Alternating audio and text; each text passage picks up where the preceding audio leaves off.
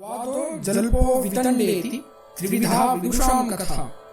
Welcome to संभाषणम. Namaste, Vamsee Garu.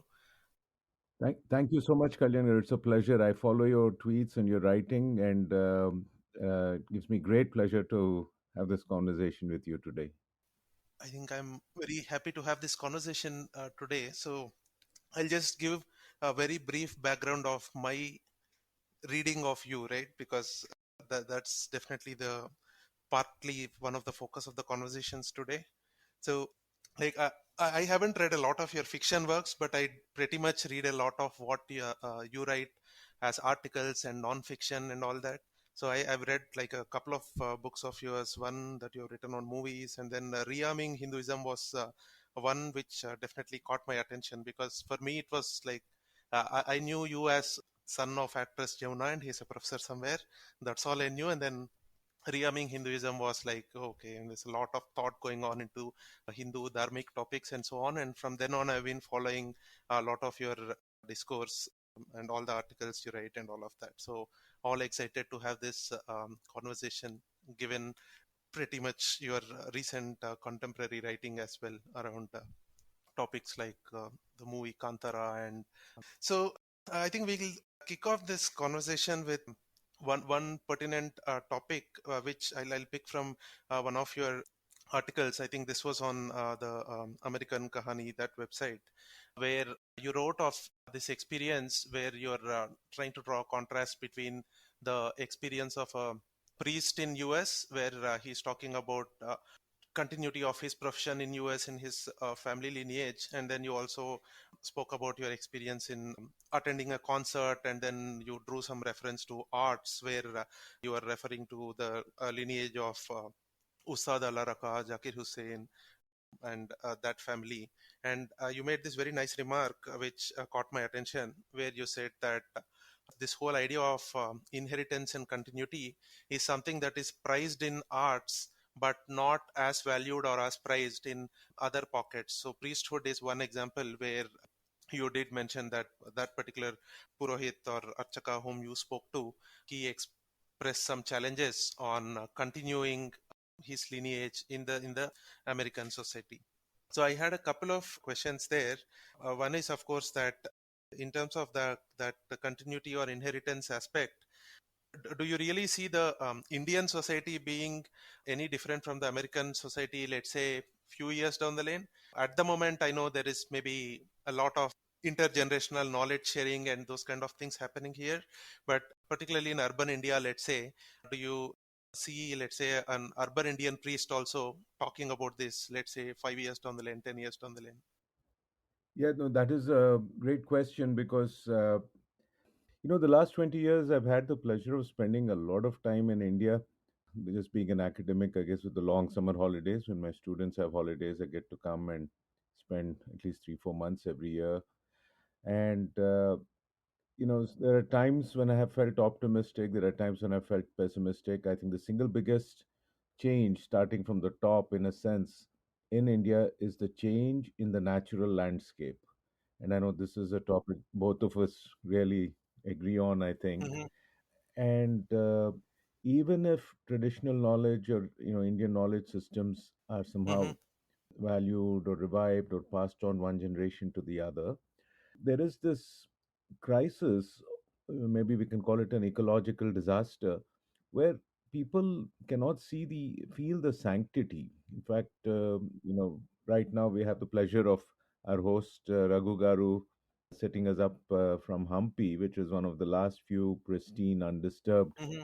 sacred landscapes, untouched by either tourism or by the other kinds of secular insanities that plague our nation.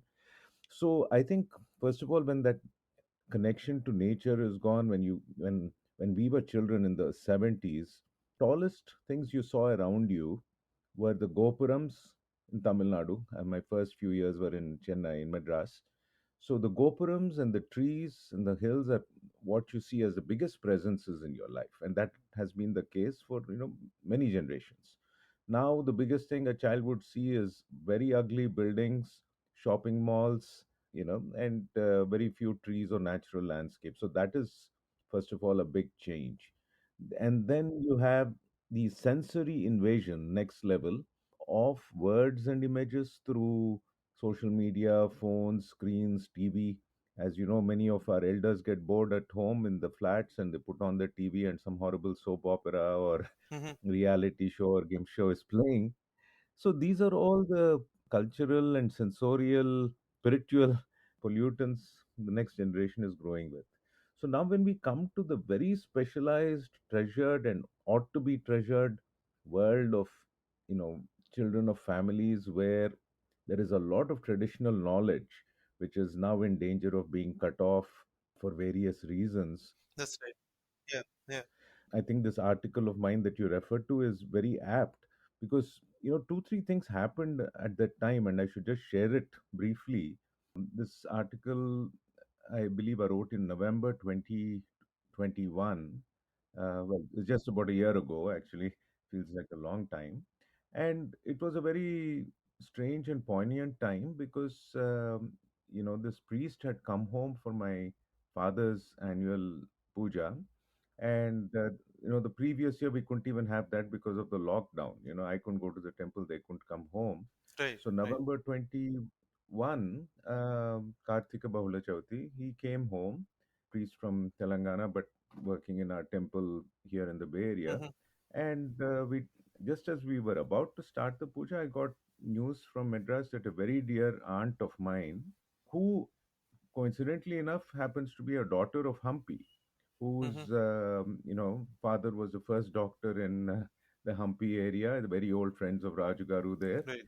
Mm-hmm. And yeah, so when I was small, my cousin used to speak about visiting his uncles in Kamalapuram, and I had no idea what Kamalapuram or Mm-hmm. Hampi were. All I knew is my cousin used to have big adventures there. And finally, in 2005, I got to visit with my students. And again, a few years ago, I went with my family. So, with the two times I've been to Hampi and meeting Rajugaru and his respected mother, and then my uncles there and my cousins. So, that, Oh wow. Okay. I'm sorry, jumping from place to place, but so all these things came together as my father's puja is going on. I get the news of this very dear aunt of mine Mm-hmm. who's been like my mother. She passed away, and my cousin called from Madras to tell me. And I thought it was Mm-hmm. incredible that both my father and his very beloved sister, so to speak, left on the same tithi. And then after the puja, this priest spoke about his, his concerns about bringing up his children in America because he was he felt like there would be a total disconnect because the environment they were growing in did not have any connection to what he and his ancestors have been doing. So he said maybe I should go home. I mean, even if life is tough, we'll manage because there is a small temple and Goshala we have managed in our family. I want to go back over there.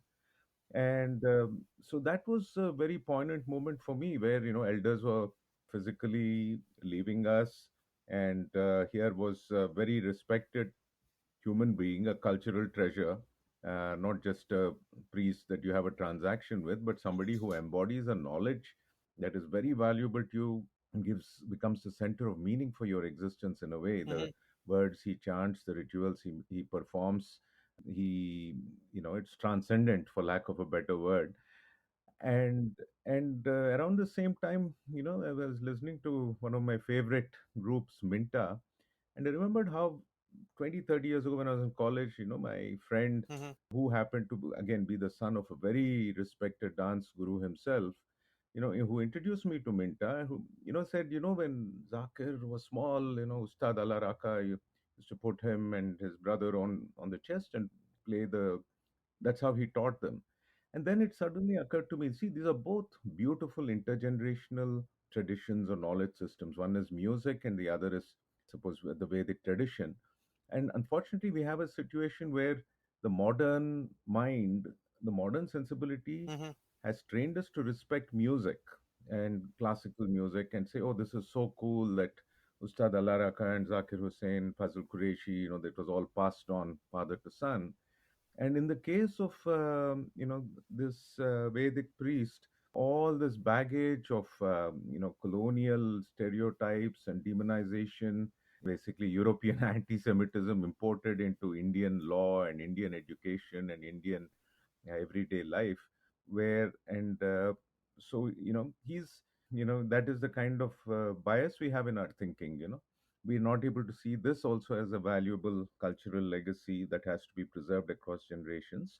So to answer your question, I think, well, the priest decided that it is Hmm. he has a better chance passing this on to his children in India. So I guess he went back there. So I I hope, I sincerely hope that there is, in spite of all these challenges, environmental, commercial, educational, ideological, maybe things will be better in India somehow. That's my hope. Okay, yeah, sure. I think that's the hope of all of us here as well.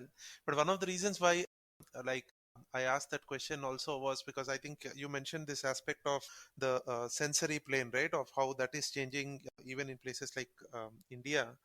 So, particularly young children, education, unless they are, I think, like shielded, like the way it is done in these the Veda Patashalas and places like that, where a lot of this Archaka kind of training happens, it is incredibly hard to actually retain those sensibilities in them if they are like exposed to regular education, let's say, because I think the peer pressure, the way the everybody assembles from different walks of lives, I think it gets incredibly hard to like protect these lineages. So I know there's a lot of like discussion that happens on having these like lineages opened up to everybody and putting it more into the like an examination, that sort of a model, and there are pockets where those experiments are also done, but it still is a hard question in terms of how these continuities will really sustain over time across generations. Particularly, I think in our case, it's also not like one line of tradition, right? Every one particular sect will have its own way of doing things, and some other sect will have an entirely different way of doing things. Each temple will have its own agama and practices like that. So the sheer amount of diversity that is there, I always wonder how that whole diversity can still be retained, and still we can have a different model of continuity. I think that that's something that is still left like an open question for our times. And given the other constraints, perhaps you're right that maybe there's a slightly better chance in India versus US in terms of preserving these continuities. Absolutely, absolutely. I coined a phrase a couple of weeks ago when I was talking with a friend here on a talk like this about communication and generational change. It was, I think, for a Hindu parenting platform, and the phrase I somehow ended up with was Hindu micro nationalism. Hmm. So I was never a fan of the phrase Hindu nationalism, for or against. And I Hmm. think increasingly what we have in India is a sort of a worshipful nationalist revival, and it's well, how it is misunderstood in Western academia as a whole bigger topic. But simply put, I thought the best way to understand ourselves in terms of the incredible micro or the incredible diversity of our traditions, which for we just collectively, I guess, today end up calling Hinduism and or Sanatan Dharma, etc. I mean, it's almost like every family or every extended family, if you look at it vertically, is like a micro nation in terms of its particular traditions. Right, right, And until 2 3 generations ago, I think everybody was anchored around their Kula Devata, their Grama Devata, whatever. But with migration, with displacement, with modern education, first you have the physical uprooting, the people going to the cities or people going to other countries also, and then you have the mental severance, the mental dislocation where you give up the rituals, you give up right. the understanding, the stories, the practices, etc. So I think in terms of this very relevant dilemma or question you pointed out about the top down modern mass society bureaucratic approach to supposedly render social justice in the sphere of Hinduism by doing these kind of government administered examinations for Right, right. centralized. So it's a very bizarre thing now that I understand all these things a little better. So when you're growing up with the idea or the assumption that Hinduism is nothing but in egalitarianism, and there is some vast Hindu Vatican somewhere that is sitting on top of a pyramid and oppressing everybody. And everybody has grown up in the modern world with that kind of an assumption because that's what is taught. And when you learn to think for yourself and observe reality carefully and separate the myths and the lies from the facts, you recognize that this is something very bizarre that is going on, because the issue here is not about some kind of a centralized organization where there is a biologically inherited privilege system which is keeping people out of the religion, or out of society, or out of the economy, or out of political representation, most importantly. So, I mean, the politics is a bigger subject, but I think just in terms of the specific micro traditions, the way I'm conceiving everything now, because I'm also reading quite a bit about uh, generational sociology in the media studies literature.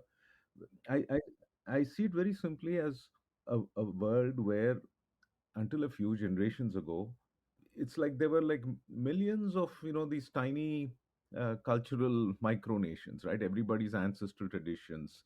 For example, I'm reading this amazing book called "The World We Used to Live In" by Wayne D. Gloria Jr. Mm-hmm. I think both of us are fans of his book "God is Red." And in the world we used to live in, he just presents reports, usually recorded by missionaries and colonials, like late 1800s, early 1900s, of Mm-hmm. what the elders and the Native American people told them about things they saw or their elders saw, Right. which today, we might call miracles and, oh, godmen and fraud or whatever. But these are things they all witnessed, which involve communication with animals, healing, very, very amazing things. So I'll just read one small quote from this book. It's from the introduction of Vine Deloria here. Every Indian tribe has a spiritual heritage that distinguishes them from all other people. Indeed, in the past, recognizing their unique relationship to the world and its creatures, most tribes described themselves as the people or original people. Regarding themselves as unique, they rigorously followed the commands of the spirits as they had experienced them over uncounted generations, and recognized that other peoples had the same rights and status as themselves. So the idea of quarreling over the traditions by which they lived was felt to be absurd. Sure. Religious wars then were simply inconceivable. And while they may have fought ferociously over hunting and fishing grounds, or had hostilities and vengeance, he goes on to basically say, I think something we could relate to in India as well. I'm sure people might have had, skirmishes in the past, but this idea of battling over religious doctrine, or the idea of battling somebody because they're not believing X, Y, and Z the way you are, that was very alien, to the Native Americans and the indigenous people of this continent and the indigenous cultures of our subcontinent, or anywhere, So I think what has happened, the way I'm sort of perceiving the whole thing now, is that there are all these vertical traditions of, which of course change a little bit generation to generation, place to place, and they fuse and change a little bit, especially last 2 3 generations, let's say. Predominantly Shiva worshipping family, and predominantly Vishnu worshipping ancestral tradition, they merge, and then your puja room just grows, and maybe one or two modern gurus, Ramana Maharshi or Baba, or somebody, it just keeps growing and growing. But fundamentally, these are all vertical traditions that most people are taking. And then the last few generations, you have this incursion of very large global forces, which are premised on chopping off people from intergenerational continuity and building horizontal societies, right? Whether it is the congregational faiths, Mm-hmm. or whether it is the early industrial European, mass society, or today's so-called, global digital civil society, all feeling good about, social justice and human rights and whatever. All of these have been experiments in creating horizontal associations and agglomerations of people as consumers or as worker drones, whatever that matrix Marxist critique is there. But my concern, I think, is the fact that we somehow need to urgently restore this way of seeing the world, that each of us has a continuity with our ancestors and also with our yet to be born descendants, That's right. and we are just only temporarily caught up in these horizontal realities, as it were. Yeah, I think that that's a very fantastic point, Vamshi Garu, that these micro identities, right? And then, as you said, down to the family level, that's where the variations are. And you also spoke about the Hindu nationalism and everything that comes along with it, right? So I think this Native American as a word and Hindu nationalism, they're both, they have some similarities in the sense that if you were to ask a Native American to describe who he is, he'd still use the micro identity to identify himself, and he would not just say I'm a Native American and stop there, because that in itself it doesn't mean anything, in the sense that it is a kind of like a top down kind of an external imposed identity, but your own identity is composed of an amalgamation of all these micro identities, as you mentioned. So even in the Hindu case, really, there's a whole bunch of other identities that come in from your jati, your lineage, the place you stay, the language you speak, and the maybe the panth or the kuladaiva or the sampradayas that you follow. So you get this like a concatenated string of various micro identities that really becomes your Hindu identity. So I think to that extent there is a lot of parallel between the Native American kind of an experience and the Hindu experience, in that we didn't annihilate most of our microcultures, and until not too long ago they all were thriving and continuing. I think that that's really a wonderful way of looking at it. And I think that gives a nice segue to the next topic that I wanted to touch upon, which was on the movie Kantara. So I know you've written a bunch of articles on it, and Kantara also in some way is, it touches upon both these topics that we started off, which is on inheritance and also on the microcultures part of it. Where, so when I saw Kantara, there were of course like multiple perspectives. I think it's one of these movies that came in recent past which will appeal to all sorts of viewers, and each one of them can really like it or not like it from a very different perspective. So because there are so many things going on there. So one strand which I felt was quite powerful in Kantara was on again on the inheritance, or the father, son, mother, those conversations. And I really looked at it in terms of like a Swadharma kind of a conversation, where it kind of reminded me of K. Vishwanath's Swarnakamalam, where Bhanupriya is born into this dance lineage kind of a family, and then she tries to move out, then she again comes back, and like the director K. Vishwanath ends that movie with this call of Swadharma, and the oft repeated verse from the Gita on Swadharma Nidharam Shreya. So I think that aspect of Kantara is something that struck me a lot. But when I came out and I started speaking about this, it's not like that is something that appealed to everybody, and somebody else might actually feel a lot more connect to the Daiva and to the Panjurli and those traditions as well. So I guess there are multiple ways of looking at that movie. But sheerly in terms of the inheritance, I think Kantara left a powerful mark on me, because there is a lot of these quest, while the protagonist moves around, is like a vagabond at times, does all sorts of things. There are these constant series of visions that he keeps having, and at all points on time it's as if that there is some kind of a who am I kind of a quest running inside him.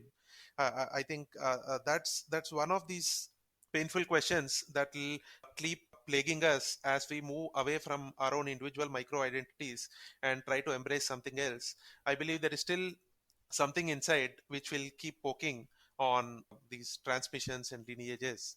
And I really saw that part of Kantara as was very powerful for me. So I just like to hear from you on how you looked at that part of Kantara. Well, yeah, no, that's a wonderful observation. And I think what you said, both your experiences, the comparison to K. Vishwanath's movies, the concept of Swadharma here, and the dilemmas of profound sociological and ecological change from one generation to the other, whether through migration or just through modernization in India itself, in terms of just understand, the who am I question. Everybody's seems to be having this, who am I question, maybe a lot more the last 2 or 3 generations, not even three, I would say just the last 2 generations onwards. And certainly I think there's going to be more and more of it for what is called the Gen Z, or the global generation born, post 1990s onwards, growing up in smartphones and internet and so on. Because I think in many ways, who am I perhaps did not become a problem for people who are ancestrally connected. Who are you? You're so and so son, you're so and so's father or mother. Hmm. And and at most, people outside your jati in the same village would say, oh, you're of that particular jati, which means you do things that way, you eat this, you don't eat that, but I eat this, I don't eat this. So Right. I mean, everybody knows each other. And so you have this, first of all, this colonial era intrusion into this kind of world, Right.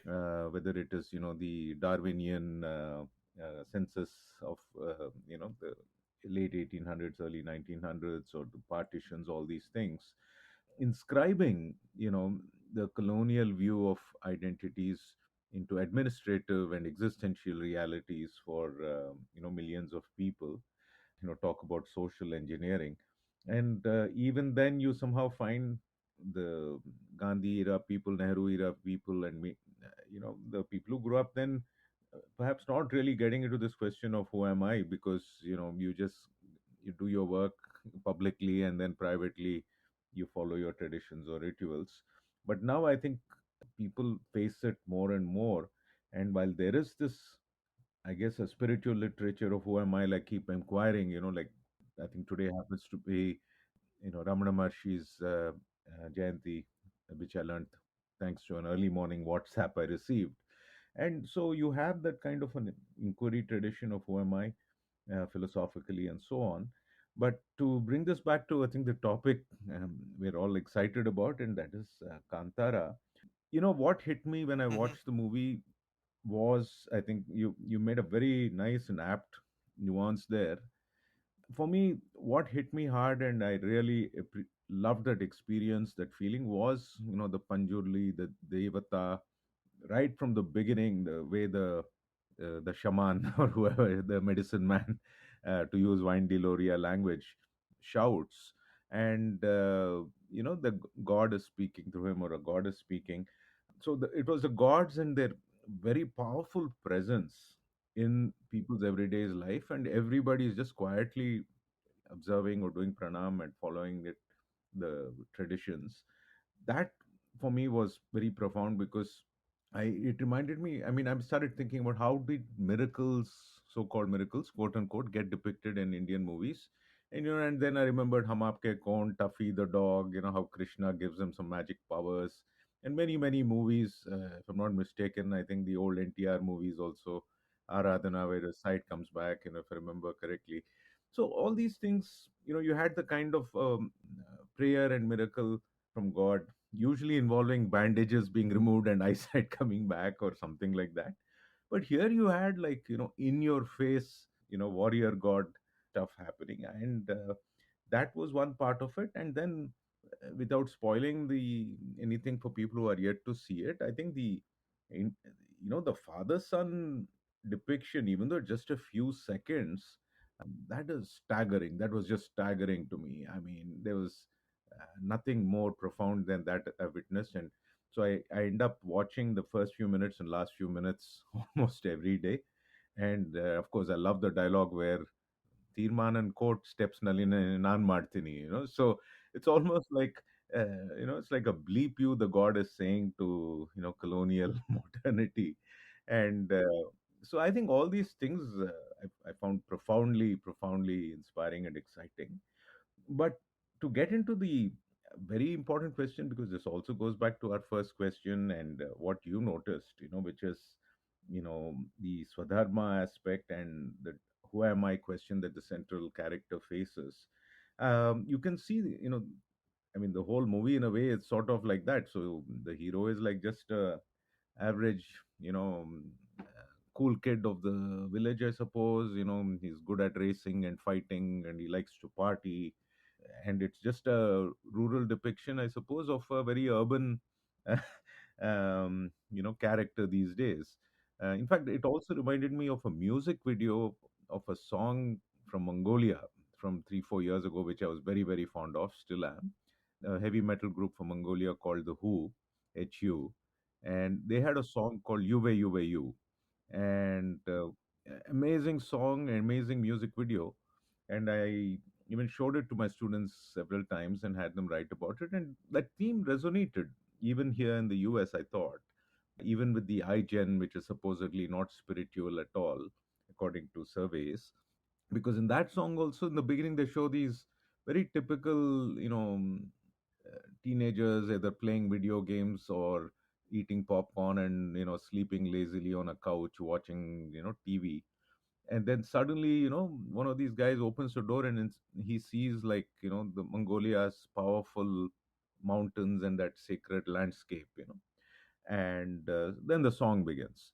So in a way, I thought, Kantara, also the character was similar to the story arc in that music video of a young generation, sort of facing the who am I question, just partying, going on with life, but perhaps suddenly being exposed or stimulated in terms of a deeper reality which they were not even sure existed, and that somehow becomes their purpose and calling and dharma, so to speak. So yeah, but I think the big challenge now is because for 2 3 generations you have everyone who's sort of been educated with this well-meaning idea that somehow talking about things like swadharma or jati traditions and all, even talking about it is inegalitarian, if not outright supremacist and Hitlerian. So how do we even bring about the awareness that the root cause in many ways of whatever abnormalities and abominations and atrocities happened in the West, whether it's the Inquisitions or colonialism or slavery and racism or Nazism, then many of these things can be traced back to their own breakdowns in terms of intergenerational continuities and reverence for the land and nature, and this misguided attempt to create these vast zombie-like mass societies, which is what has happened in India too. And I think some of the Hindus, who are talking about these issues today, are diagnosing the problem accurately, whether it's from the literature of Ram Swarup and others from 20 30 years ago. I think we are understanding the situation, as it should be, but I think then we are also not able to communicate it very well for multiple reasons. One of it is this slavish imitativeness towards Western RW or right wing culture. And I mean, so it's a dilemma. We are trying to understand our vertical lineages on the one hand, but at the same time, we also have to present it horizontally, and that hostility on the horizontal plane is incredible. It's built up over a very long time. So when people try to communicate these ideas without the care and sensibility and intergenerational empathy also that's needed, because even young people today, their reality, like how the gods were reality for our older generation, social justice, human rights, what we call woke culture, is the ultimate reality for the next generation growing up in schools today, anywhere in the world.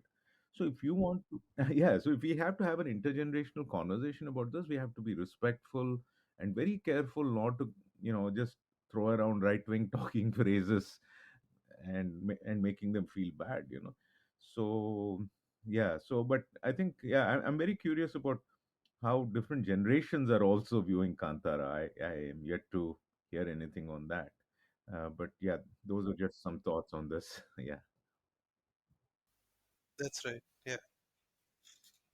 Yeah, sure. So I think there is this one part that you just mentioned about gods being real for a lot of people in the previous generation as compared to maybe somewhat lesser now, right? So that's one other aspect of Kantara, which is also, I think, very pertinent for our discussion today, which is that there's this whole thing on inheritances and intergenerational transfer, all of that, which is the who am I Swadharma sort of a plane. But in your article on Kantara, I know you also mentioned this thing that I think you said something on these lines, that your modern rational friends will laugh at you if you say that there are situations where gods, humans, and actors merge into one another, which is really what happens in Kantara. So I think that that's the other rupture, let's say, of what happened in the past two generations, and particularly for, like, I'm 35 now, so my generation and my parents' generations, both of them were pretty much in the English education sort of a mode. And I think that rational mindset kind of shows up a lot more when topics like Kantara come in our conversations at home, in families, everywhere. That it's hard for people to take this stance that these are our gods and the gods are real and they're not of the past and they are here and now, kind of a thing. And like for me personally, I used to be a skeptic and try to search for a rational and scientific explanation for these things, let's say a few years ago. But as I started doing, like, getting closer into the ritual space, getting closer to understanding shastras, going more and more often to temples, I think I sort of gave up on that pursuit, because it just didn't make any sense of trying to apply a rational scientific rationality sort of a method in trying to understand all of this. And I think that's one of those things that Kantara has done beautifully, in that the director just presented things as is. He didn't even attempt to color it as something that is scientifically verifiable and all that, as some other movies have done, let's say in recent past, where they have said, oh, this thing in Hinduism is very scientific, this is the reason for this, and this is how it can be proved and verified and all of that. There's nothing like that in Kantara, right? It's just that the gods are real and gods are here and now. So I think that's the other rupture that kind of keeps pricking me, that we all try to navigate between these, the rational scientific sort of a world, and then the religious sort of a world, where those methods may not even apply or may not even be relevant. And I think that struggle is also something very unique to this generation. As you said, like, gods were real for pretty much a whole mass of people some time ago, but probably now gods are real, but gods are real only in some confined spaces, and rest of the spaces where we spend most of our time is all pretty much very secularized, and gods may not even matter in that space for our day-to-day affairs. I think that sort of a lifestyle is something that is perhaps very unique for the current generations, and was not a possibility perhaps for the generations in the past. Yeah, absolutely. I think that what you said about your own reflection and evolution on this, I think it's like each generation has sort of gone through something like this in the last two or three generations. Again, I don't think my parents had went through that, because my parents were born in the 20s and 30s. So I think for them it was fairly continuous. They didn't break or question anything, as far as I know. Maybe it was much more because they saw their parents who were like, maybe hyper orthodox in many ways. For me, I would say, I think I grew up with the sense that the gods were very real as a child, both in terms of the pujas at home and Right. going to Tirupati or Mantralayam, and of course Amar Chitragada. Those are the cultural influences. Then late 80s, early 90s, I would say it sort of faded. That is when I was in my late teens, early 20s. Two very opposite things happened for me. One was I was ready to kind of respect it vaguely and say, okay, I just kind of, it was sort of a convenient Hinduism. I think I'd settled on, where it was like, I don't think I'm an atheist, or I don't think I am opposed to any of this. It's just maybe it's not for me. I feel more spiritual listening to the Beatles and sitting on what used to be the great boulders of Banjara Hills in those days. And that was about it for me. But then there was a huge change and challenge because my father in his late 50s became a devotee of Sri Satya Sai Baba, and uh, Mm. and he, as a person, as a human, for lack of a better word, became like a pedda dikku, as we say in Telugu. Like he became like a family elder for us. And my father always insisted, this is not just a guru, this is God incarnate. So if you lived 10,000 years ago, this is how you would be dealing with Krishna or Rama.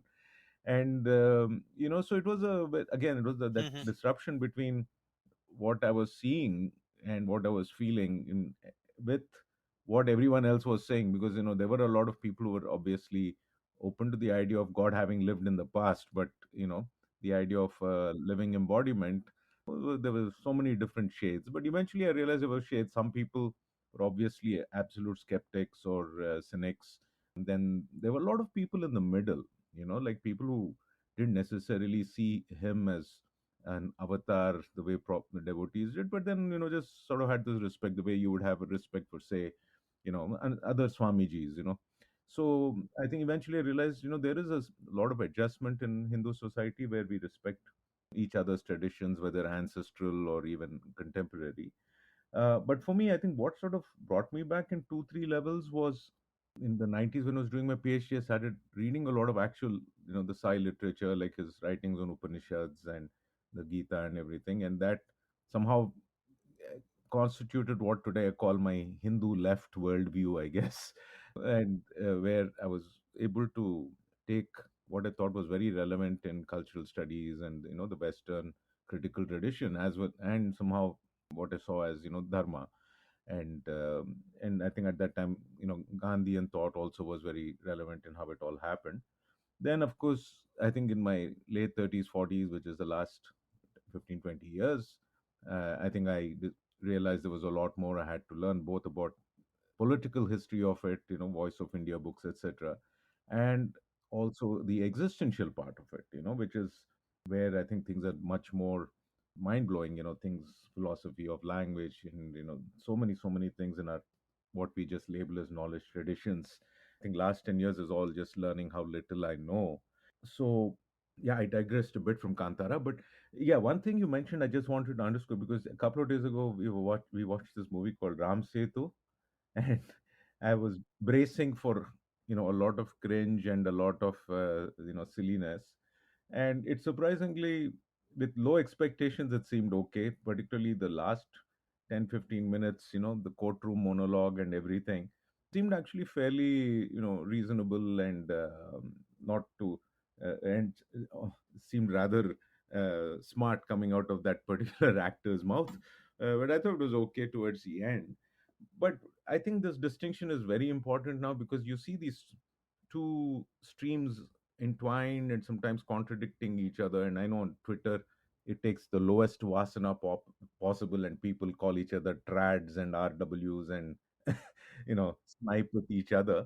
But I think a more slightly more substantial way of looking at it is, again, you have this sort of a modern Hinduism or modern Indian or modern Bharatiya slash Indic sensibility that has formed the last few years, which probably does not quite get Kantara and its rawness as much, but probably is okay with Ramasetu or Kartikeya, or where you have a yeah, that kind of stuff. The way the protagonist is a modern man, an archaeologist or scientist, or and then they kind of learn to respect our heritage, cultural heritage in that sense.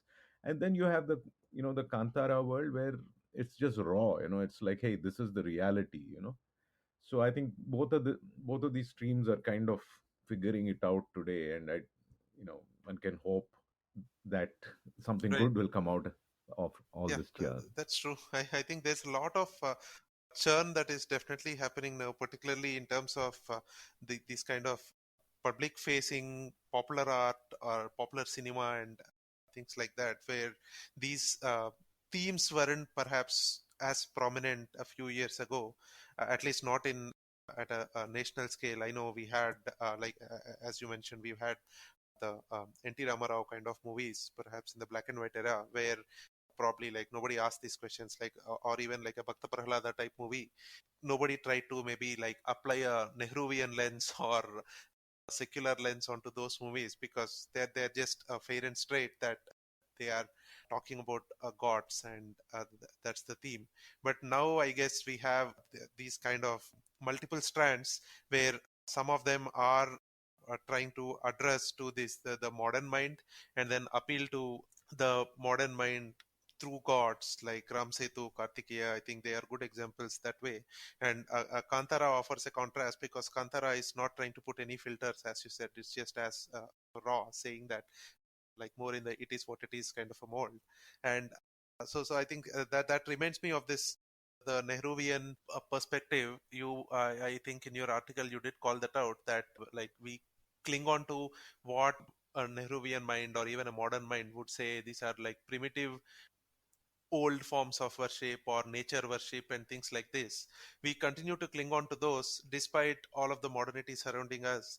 I don't think there are too many cultures where that sort of a pull continues, where let's say a large part of the day I might be operating in a regular space like anybody else, but when I sit for worshipping or when I go to a temple, I might be clinging on to a tradition which is hundreds and thousands of years old, and in some cases timeless as well.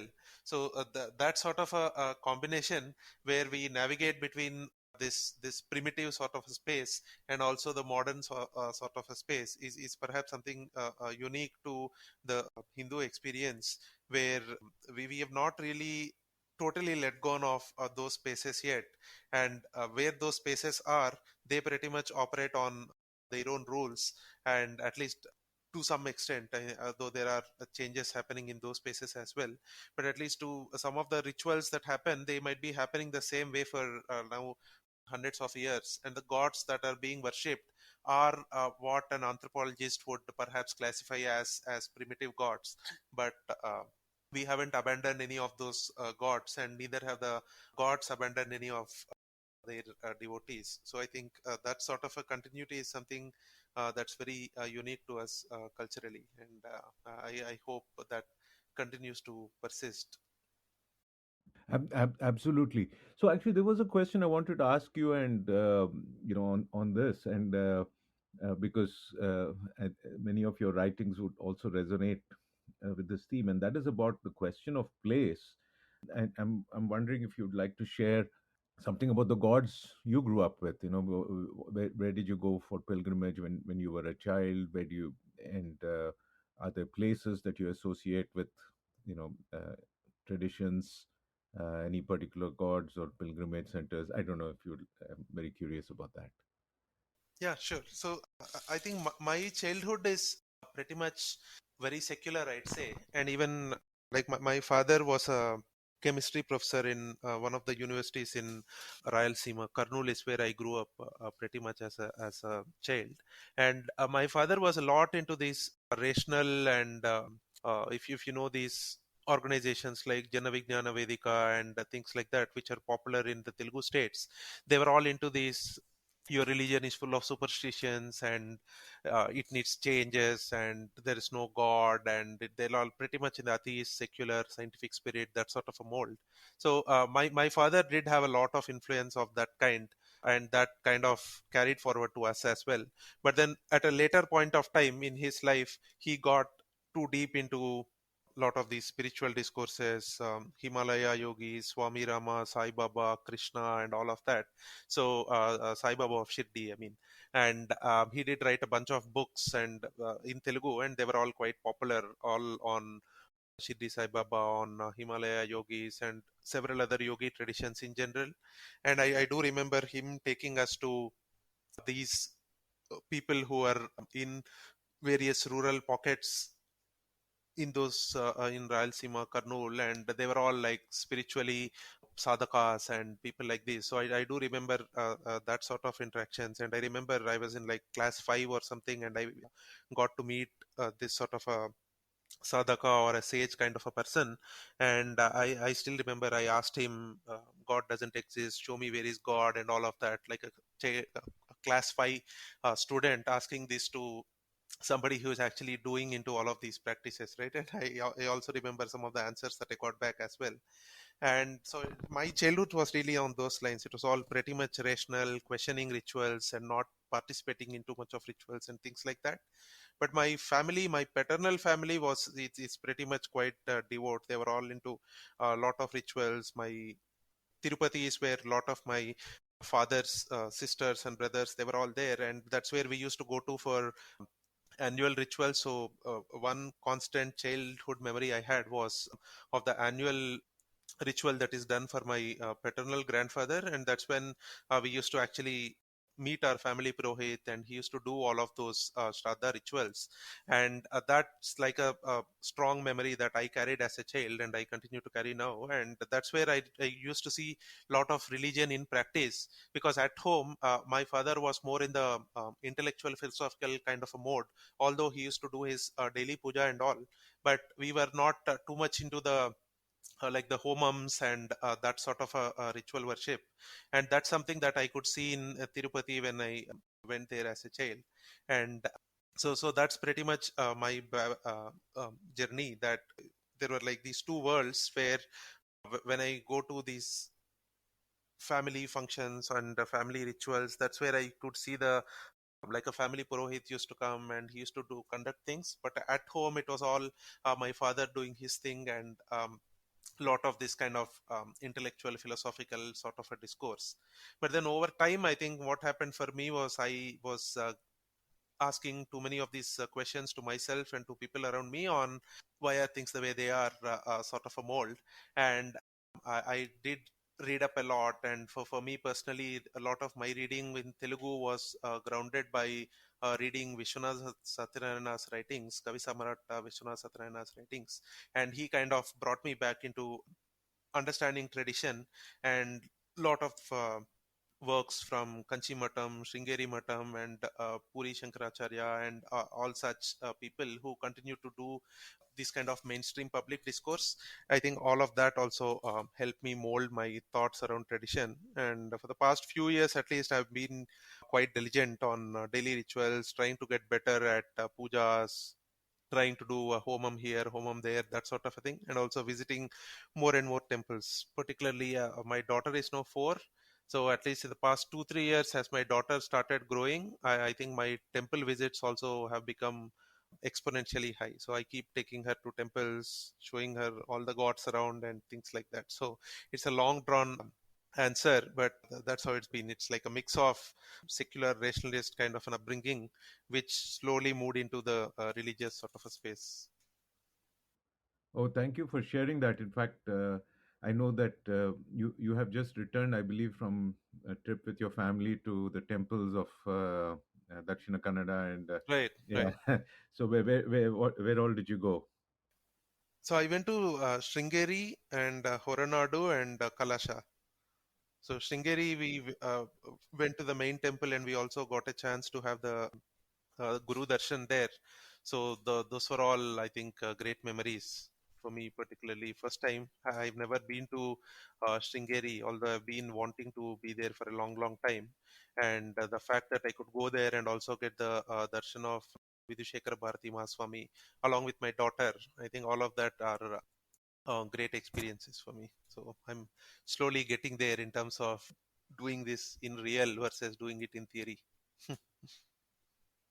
No, that's wonderful. I think, see, our generation is just sociologically, historically, politically, and if I may say, epistemologically, at a position where we need a lot of both, right? We need the Right, right. the theory as well as the practice part, and yeah, no, it's very very interesting in terms of your father's evolution and change from being a professor of chemistry and being associated with the rationalist movements, and going towards the intellectual side of Hinduism, and you doing both, starting with the questioning and understanding the philosophy, but then also recognizing the value of practice and pilgrimage and sacred places.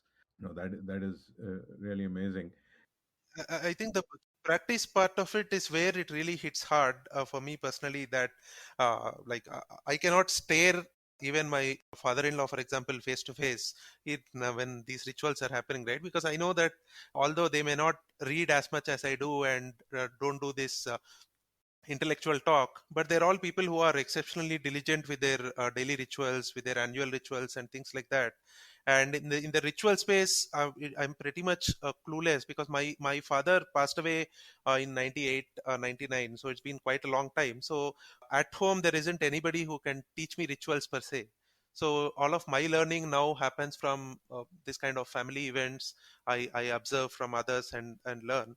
So when I look at these, my family purohits or even close relatives who have been exceptionally diligent in their daily rituals for decades now, it just shows that the absence of practice in my own life, those gaps are seen a lot. That although there's a lot of theory building that happens, until it goes into the practice layer, I think it's not complete to that extent.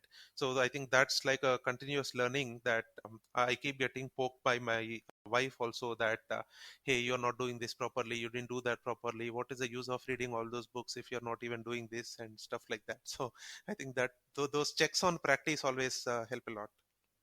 No, absolutely. Because I'll tell you the other thing about practice, which you just said, which I think is very relevant, and hopefully useful for listeners who are at varying shades of thinking about these issues.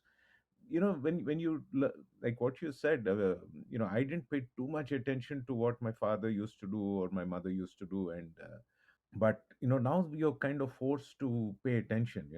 So earlier when you went to a temple, you just went through the motions, and like at best you said, okay, God, give me good marks in the exam. But now you suddenly, like the last few years, I realized that if I am attending a yagna or puja or in the temple, somehow I don't get distracted. It's like I listen to every sound, because the physicality of the sound, of pouring the water or sipping the water, everything is very, very, my attention goes to that. And yeah, I learn whatever I can from people who are keeping these practices alive. And just a small thought that occurred to me, I've had at least 2 3 friends who are big meditation evangelists. I mean, I use the word Hmm. carefully, because like very, very wise people want, guru like figures or friends, and but all of them come back to this idea that unless you meditate, you're still not there. And I wonder why we don't become ritual or puja or agama evangelists in the same way. Because I think those are at least for me, I find actually sitting down and doing some of these things Right. does I don't know, I don't get that feeling anywhere else. So, and maybe that is what is special about, I think, cultural dimension of Kantara as well, right? I mean, just the fact that here is what is the modern mind calls a performance or just art, and yet the great line from the movie is that the deva speaking, or the the nartaka. So I think so all these things are playing out. So in a sense, unless you perform, unless you become the actor, in a way, in daily life, you don't become the deva, I suppose, or get to their the experiencing their presence. So yeah. That's right. Yeah, I know. Like, I think that's one of the things that a few of my friends also spoke of. That I see Kantara, I see those experiences, but like I'm not looking forward to become like that. But I want to actually witness that whole experience come alive, kind of a thing, right? So I think there's also a participatory aspect there. That even though you are not the performer yourself, the sheer presence of being there when such acts are being when they're coming alive, I think that itself is education in itself for a lot of people. So for a lot of our rituals, really the performers are maybe one, but the viewers are like 1000x and things like that, right? So when we talk about experiencing, it's not just the participating part of it. Even I think witnessing those rituals come live, I guess that matters a lot. And probably like some of our huge temple processions that happen, brahmotsavams and things like that, the fact that the performers or those who conduct the rituals are very very few, maybe in tens, but the ones who are viewing it sometimes run into thousands and lakhs. Maybe that's like the ideal situation that we should get into, that not just performing, also participating more and more as much as we can into the ritual universe. I think that's something that should definitely help us get back that connect with our gods, and believing that they are real and they are here and now. Absolutely. No, I think there is the art of devotional spectating or devotional participation. In fact, the one memory that comes to mind is I think this was 1978, 79, around that time when sort of a family friend, somebody we knew, was going to Sabrimala. And those days it was still not as big and widespread as it has become now. It was fairly new. And again, one more thing I think we should just mention. Uh, there is this whole talk about high Hinduism or Orthodox versus subaltern. There was this argument that Hindus are appropriating Right. Kantara because it's actually subaltern and not Hindu, and all these things. Hmm. That whole identity politics debate, which is sometimes distracting. So again, in the 70s, when this person, this sort of distant family member who went to Sabrimala, again was from a what could be called an Orthodox or a Telugu Brahmin family, and and no, but obviously they were all rooted in the whatever the Brahmin traditions, but they were also taking up quote unquote a subaltern tradition and vice versa.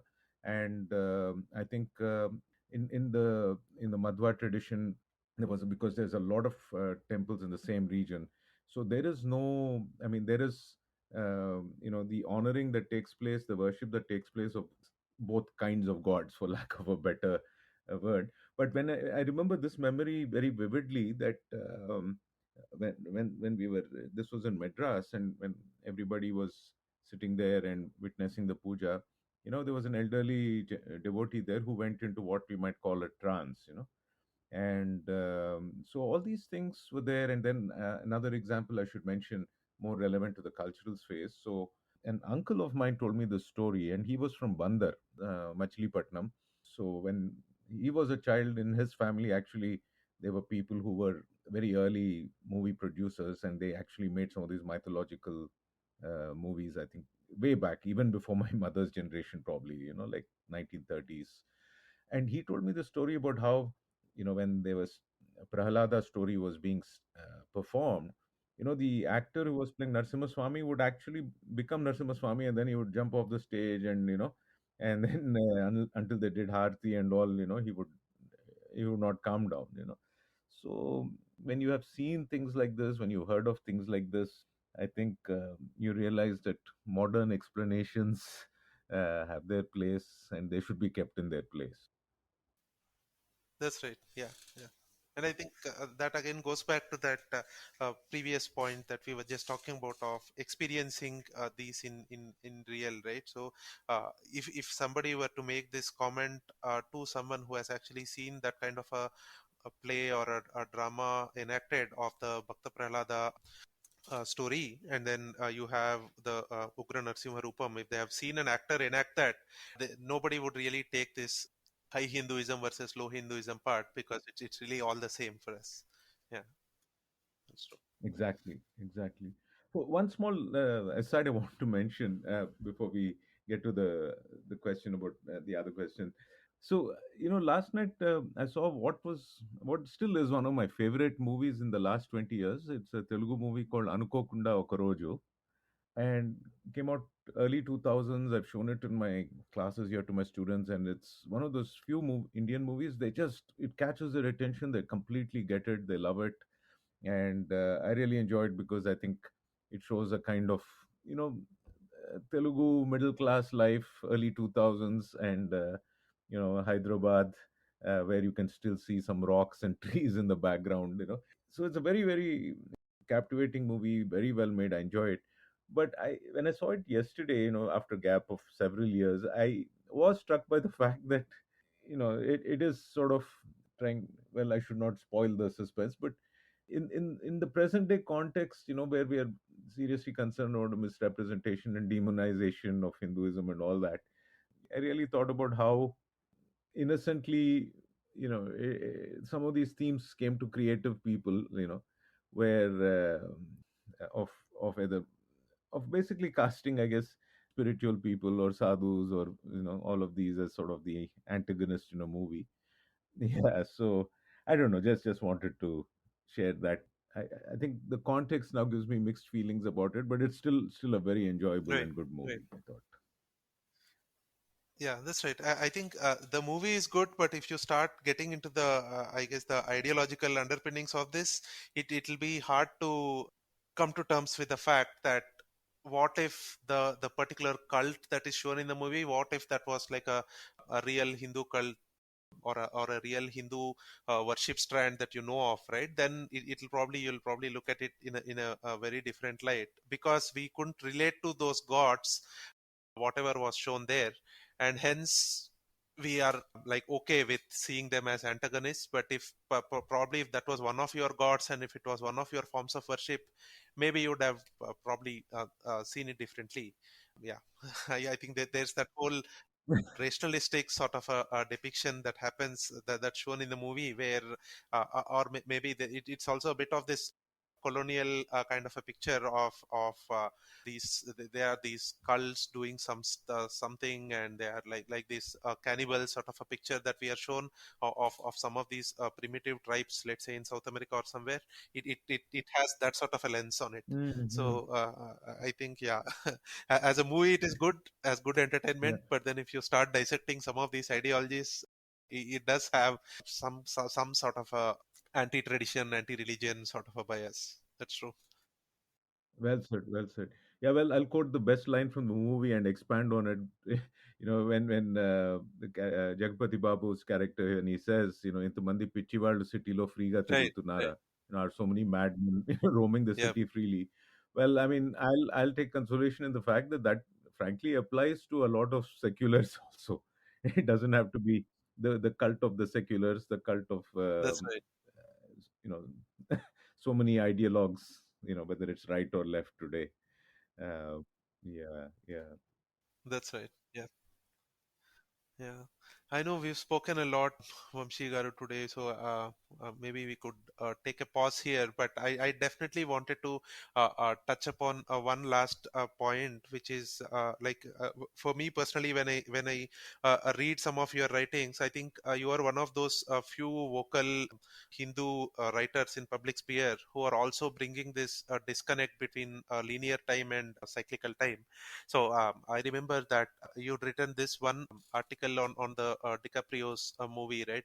Don't Look Up. I guess that's the one where you mentioned this thing of how the movie, although it does talk about ecological crisis and things like that, it does have this sort of a linear time kind of a picture, and you drew this contrast between how the cyclical time, punarjanma, and recurring cycles, that kind of gives a different spin onto how we would conduct our lives with respect to aspects like ecological crisis, so on. So I'd like to hear from you more, like an elaboration in terms of how you see this disconnect between our sense of time playing out in our lives today, where pretty much for all practical purposes we operate on linear time on many things, and cyclical time is pretty much confined to our sacred spaces and ritual spaces. But our regular life, as you mentioned in that article, is all on the YOLO mode of you only live once kind of a mode. So I'd like to hear some more from you on that, and maybe we can conclude after. Yes, thank you. No, that's a very apt and profound point, I think, for us to wrap up on. I have I, I I've, this idea of the past, memory, history, time, the future, all of these things, for some reason I have often felt it very deeply, in the sense that I it's almost like a biocultural thing. I don't know how to put it, but there were times when I used to, like, I think when I was about 17 or 18 years old, again, sitting in what used to feel until that point like a very, very boring, uneventful landscape, which was, Hyderabad of the 70s and 80s. I don't know why I would suddenly start just thinking about how many millions of years those stones were there. Or if I saw some old building, I could vividly picture that, oh, this building was here before I or something called me even appeared on this earth. What does that mean? And then I remember the last time I went to Tirumala, and I think it was the early 2000s, when we saw the Lord there, and when we saw Venkateswara Swami, and I don't know why, after that I had this very funny feeling like, what if Punarjanma is true, and I lived in previous lives. I Perhaps I came to this very temple, and I don't know it, but this this God here, this being here, or this embodiment here has probably seen me appear in another life, another body. So stuff like that. I would just wonder at things like this. Sometimes, I think I felt the experience of time, very, very, in a very overpowering way. Sometimes I would just muse on it. I think with things, thought experiments like this. Hmm. But I think the last few years, perhaps again aided by the intellectual dimension, and I would mention two sources in particular in terms of our thinking about time. One is Wayne Deloria's book God is Red, in which he sort of talks about how in the Native American communities there really wasn't this idea of history with a capital H. People would just say, "Long, yeah, this is what my parents told me," or "This is how I heard it said." And this was around the same time I also read Professor S.N. Bal Gangadhar's very important essay, "What Do Indians Need, History or the Past?" And at that time they asked me to teach a class called media history, so I would actually start that class by making them read Professor Bal Gangadhar, and try and understand the history of the concept of history itself. And I think until I read these two works, I always thought of history just as a basic account, and I did not realize that history as a discipline has its roots in Christian theology and this linear view of time and so on. And then I think I started to recognize that it was there in the scientific account of the world. Yuval Noah Harari, and Big Bang to global warming, or nuclear holocaust, or if you go into pop culture, movies like 2012, or this Don't Look That's Up. right. Yeah. Yeah. And I think as we engage more with our own tradition and our own literature, this idea of cyclical time, it pretty much never escapes you. It's always there in any pieces. Like you take the stories around Ramayana, there is the story of Hanuman going in search of Rama's ring, and then he goes to a place where he finds like innumerable number of Rama's rings, and then he's then told that this yuga cycle repeats, and every Treta Yuga you'll find this sort of a ring come here. So all the rings that you see are the rings for depicting each and every Treta Yuga that preceded this one. So there are these kind of stories that are replete everywhere. And I guess when we look back to understand, okay, if we as a culture believe in endless, beginningless, like this kind of an anadi sort of a notion with recurring cycles, how would our day-to-day life, how would our commerce, how would our economy be different from a linear notion of time sort of a economy? I think that was one of my takeaways from that article you wrote on Don't Look Up of DiCaprio, that that's probably a movie that maybe they can never make, because that's not a notion that they have. And that's perhaps like a sort of a picture that we need to build on some of these pressing issues of our times, that if we take our own beliefs seriously and if we start living them, then perhaps a whole lot of things around us will also need to change to align with those foundational beliefs.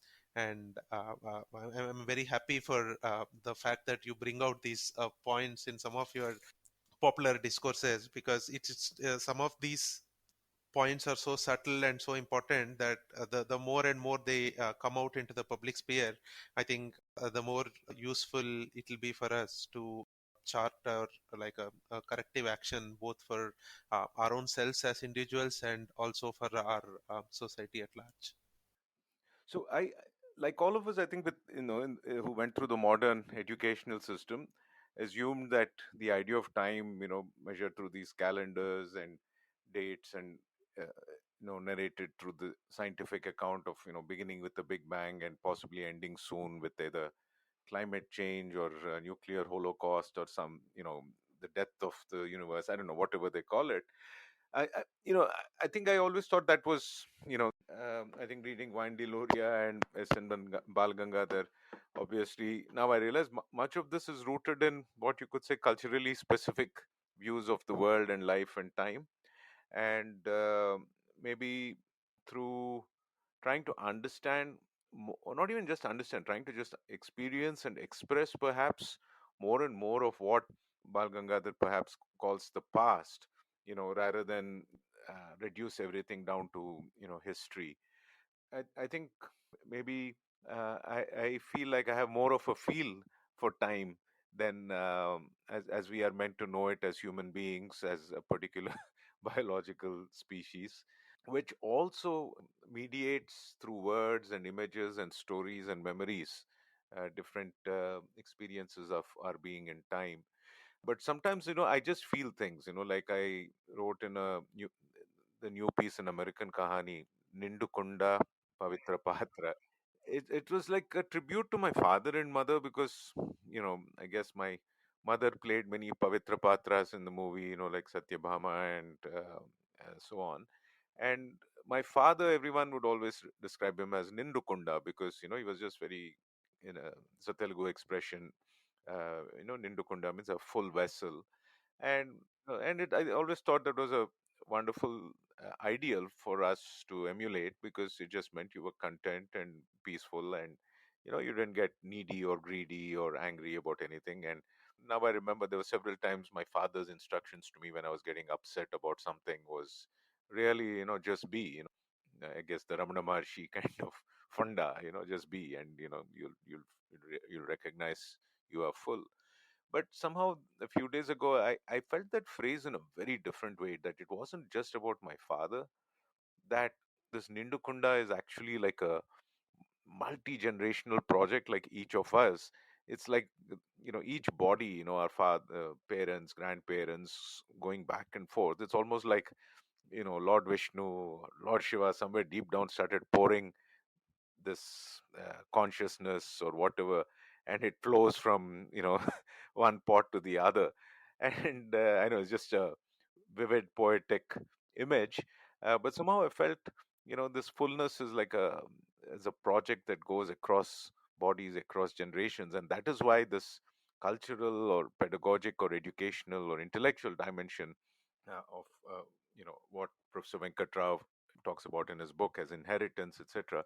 I think these are very, very relevant for us because we each have to somehow, in the course of this life, do two things now. One is recognize that we are unnaturally, abnormally, politically, if you will, channelized into these static, horizontal mass identifications, um, which in some part have their uses if done honestly, which is understanding things like our relationship to others, equality or wealth and privilege, things like that, if done honestly, which unfortunately it's not done very honestly. That is one part that is useful, our accountability to others who are also in time with us. But really, I think that also has to be complemented with this understanding of where we came from and where we are going. I know there was a book that came out a year or two ago called, I forget exactly what it's called. It's something like live in a way, living like an ancestor, or live in a way that your descendants will think of you as a good ancestor. So you have people, I think, even in the West, trying to reimagine what it is to live in what we might call cyclical time or lived time, as opposed to this sort of unnatural, arbitrary, textual idea of linear time, which is YOLO, like, that there's nothing outside this one lifespan and this one body. And if you just, signal your political knowingness about other social groups or the environment, that's it, your duty is done. No, I think we have to feel and express these realities much more deeply because without that, we are zombies, and this is challenge of our times. How do you revive a planet that has been zombified so much? I think on that note, we can perhaps conclude this conversations. And I know I have a lot more to talk to you, Vamsee Garu, because I keep reading some of these articles, and one odd mention that you make here, it feels like, oh, this needs an elaboration. We should talk more on it, kind of a thing. So I hope we can do more of these talks in the future. Thank you so much, Kalyan. वातो जल्पो वितण्डेति त्रिविधा विदुषां कथा